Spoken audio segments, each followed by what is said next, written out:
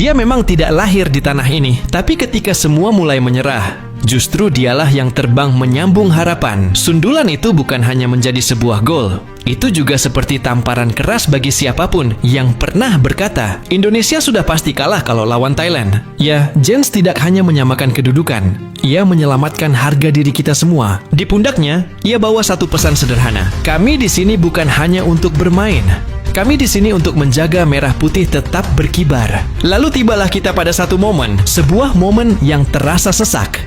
Seperti rasa sakit yang dialami Rizky Ridho saat melawan Bahrain. Juga seperti terpincangnya Kelvin Verdonk saat bertarung melawan Arab Saudi. Dan malam kemarin, rasa sakit itu terjadi lagi. Rasa sakit yang tak hanya sekadar fisik, namun rasa sakit yang menguji siapa yang benar-benar rela mati-matian demi lambang Garuda di dada. Dan yang memperlihatkan itu adalah Jens Raven. Di tengah lapangan yang penuh tensi tinggi, ia jatuh.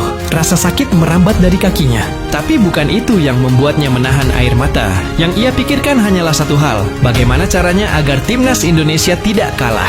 Wajahnya meringis. Kakinya nyaris tak bergerak. Tapi tekadnya menolak untuk menyerah. Dengan napas tersenggal, dia paksa tubuhnya berdiri. Bukan untuk unjuk siapa paling tangguh, tapi untuk satu tugas. Membela tanah air yang bahkan bukan tempat ia dilahirkan. Dia berjalan tertatih, terpincang-pincang, menarik kakinya yang nyaris tak berdaya. Tapi tetap ikut mundur ke belakang, ikut bertahan, ikut menjaga benteng Garuda agar tak lagi kebobolan.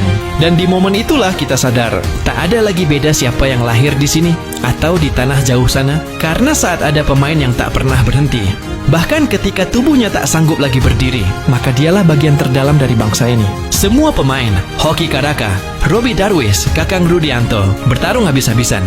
Semua rela jatuh, berdarah, kehilangan tenaga, demi satu harapan. Timnas Indonesia harus menang. Tapi di antara semua perjuangan itu, ada satu momen milik Jens Raven. Sebuah momen yang menyampaikan pesan tak tertulis bahwa negeri ini, negeri yang dulu hanya dipandang sebelah mata, kini seperti mengharamkan kekalahan. Ya, kekalahan itu kini menjadi tabu. Haram bagi Garuda untuk kembali tunduk di hadapan mereka. Negara-negara yang selama puluhan tahun menjadikan kita bulan-bulanan, yang menganggap Indonesia hanyalah pelengkap, penonton, bahkan tim hiburan, ucap mereka dulu. Tapi tidak lagi, tidak hari ini, tidak di era ini. Perjuangan Jens Raven adalah simbol dari sebuah sumpah diam, bahwa kita akan berdiri walau kaki sudah tak sanggup, kita akan melawan walau tubuh nyaris roboh.